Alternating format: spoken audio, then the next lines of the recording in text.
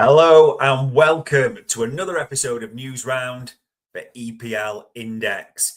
It is Tuesday, the 18th of August. Now, this is crazy to say, people, how fast things are ticking. We've already had the Community Shield, Arsenal beating City 3-0.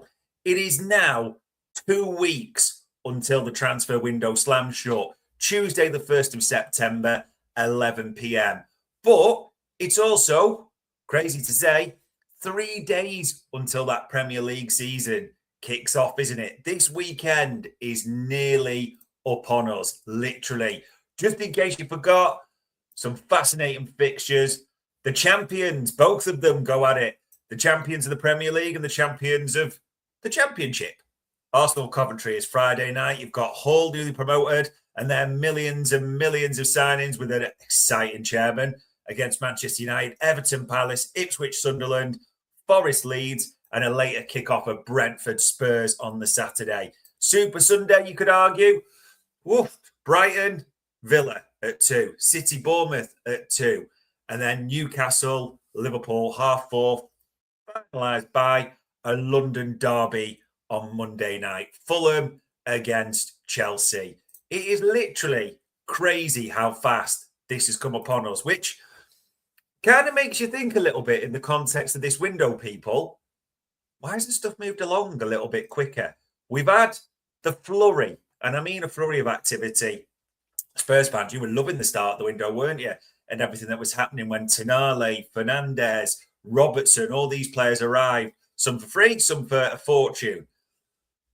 But I wouldn't say it's gone quiet. That would be too strong, but it's just slowed down a little. I think we're all now expecting a bit of a ramp up, a bit of a flurry before the end, aren't we? We'll have to see, but it's what we're expecting. Now, net spend. It's a phrase some people like, some people don't. It's a phrase you probably throw at your mates of certain clubs to have a go at them. And we started to see the net spend of each club. There might be some surprises. As it says there in The Athletic this morning, promoted clubs need to spend more than ever to survive in the Premier League. Everything is relative, but Ipswich and Coventry City sitting second and fourth in the net spend table is eye-opening. Of course, Chelsea are top on 207 million, but Ipswich, 142 million quid. They are having a proper go at this. Arsenal fans, they don't seem happy. They want their team to do more, apparently. Yeah, they're third with a net spend of 106 million so far. But Coventry, I mean, they just got Taiwo Awoniyi, didn't they, from Nottingham Forest, Midlands rivals, for, if the reports are true, 9 million quid, which seems a bargain in the current market.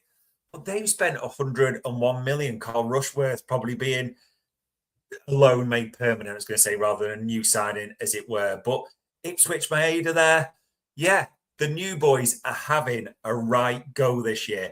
And I wanted to acknowledge that. Even Hull, as we said, and all their signings last week, 62 million quid. I got a bit of stick for a few people saying, oh, you didn't really talk about us much. Well, new boys, Hull, Ipswich, brilliant.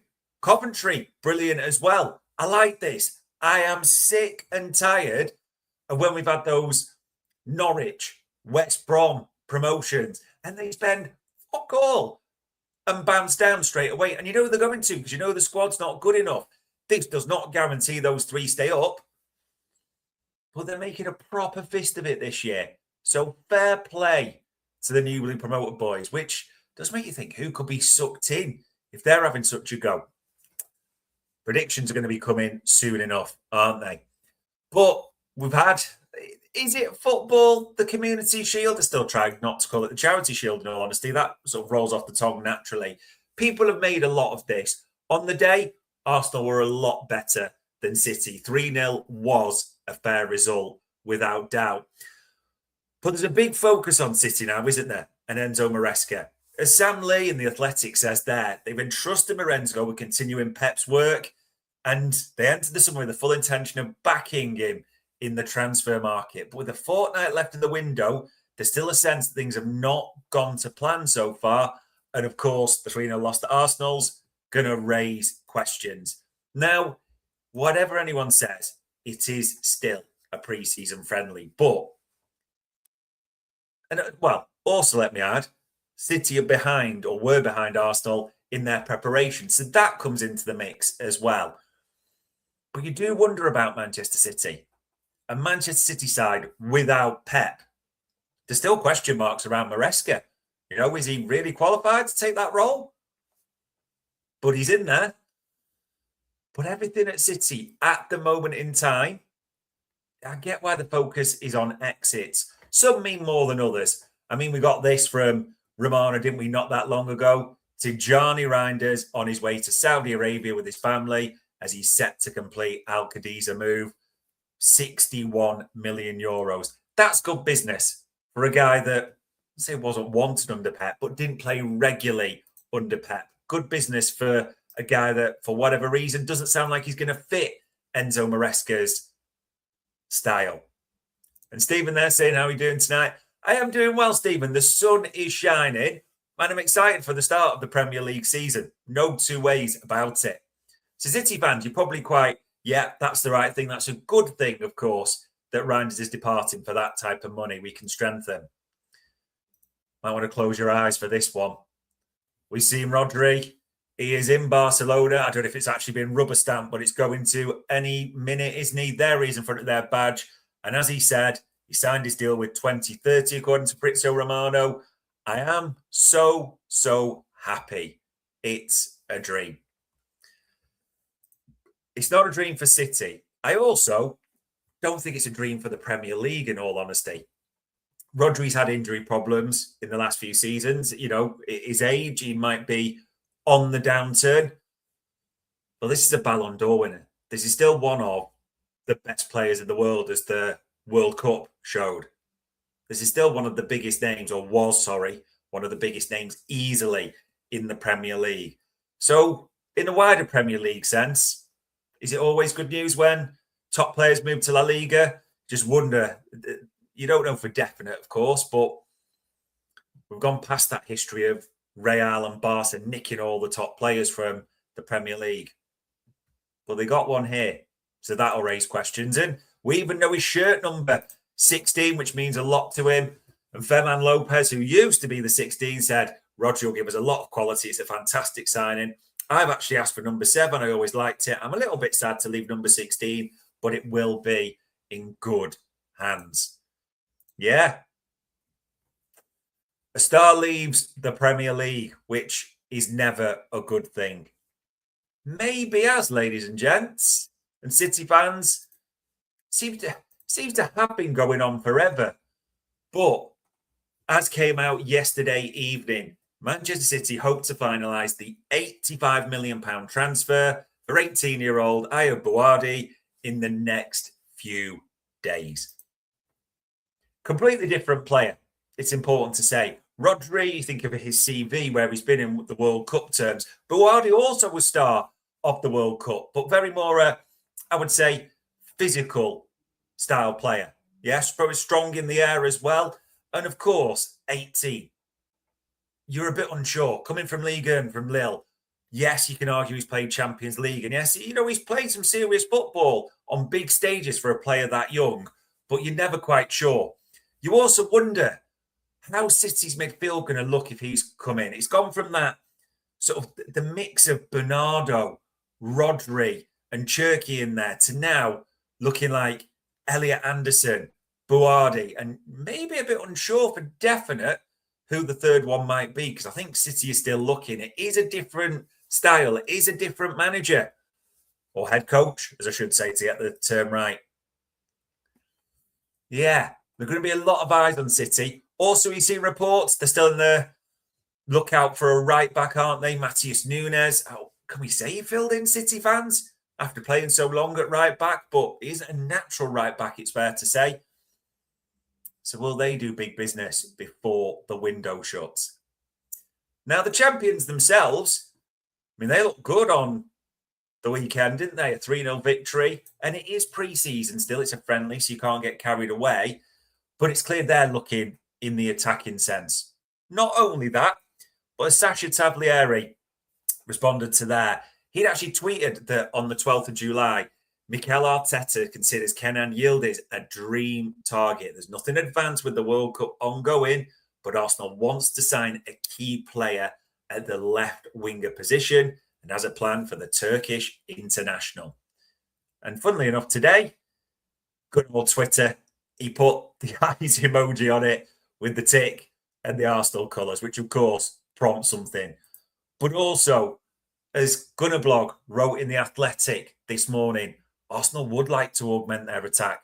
Their focus has been on the left wing, but there is some flexibility around this should the right forward become available. The club have long-term targets such as Kenan Yildiz, Julian Alvarez, and are waiting to see if the market renders one available. Now, by all accounts, the stats of Victor Gyökeres weren't that bad at all last year when you look back, but he did kind of, in a bizarre way, become sort of a player of fun or ridicule for certain others. And, say good stats, he missed some chances, and Arsenal fans that you speak to don't seem exactly settled on him either. In fact, they'd be quite happy with the trade if they could do something like Victor Gyökeres and money for Julian Alvarez to Atletico Madrid. You know they would do that at the same time. They are clearly looking at Kenan Yildiz. There have been reports as well, through Arsenal sources, which are a bit unsure about, that Bradley Barcola prefers to move to London over Liverpool, but Arsenal are not going to match the offer, which not the most reliable, let's be honest, Arsenal fans, where that's coming from. You'll know exactly what I mean there as well. But Arsenal look on the lookout for a forward. We're also wondering with Arsenal as well, are they going to get that defender? It seems that Jarell Quansah, despite that link and suggestions, it was a £43 million target for a homegrown player. Leverkusen are digging at their heels in there. Who was the one? Quansah, couldn't think of it then. The Aston Villa boy. Been reports he's looking to leave, but again, time is ticking on in the window, and he's still there. £60 million price tag for a nearly 29-year-old. Wasn't an issue with Bruno Guimaraes, was it? We're going to have to see. You would expect the champions to do some serious business, though. Another big club. Expect to spend big money, most likely, before that window shuts. Now, across London, and this kind of links to the biggest spenders in the window. As we said, Chelsea's net spend over 200 million already. Back in Xabi Alonso, big time, no doubt about that. Now, as Matt Law, a well-known sort of Chelsea reporter in The Telegraph, wrote yesterday, City face having to pay Chelsea more than the 120 million to land Enzo Fernandez. Chelsea would look to replace him and could try again on Alex Scott. Chelsea still believe Fernandez can be successfully reintegrated if he stays. Now, that 5 p.m. deadline on Friday came and went, didn't it? Enzo Fernandez didn't get an offer. Chelsea didn't get an offer, this £120 million figure. But as we said earlier in the week, does that mean it's done? Nah. You've seen the reports. Chelsea would still take, full well, an offer. It does seem, having been the early spenders, and I'm not saying Chelsea want to balance the books, but they're looking to sell, aren't they? Alex Scott, they made an offer for already, so they could well revisit that. Would Bournemouth sell this late? That's a question. But some big moves there. Could Enzo Fernandez still end up at Manchester City? Could Alex Scott now move to Chelsea? But it does seem that sales are the priority with Chelsea as we talk about this.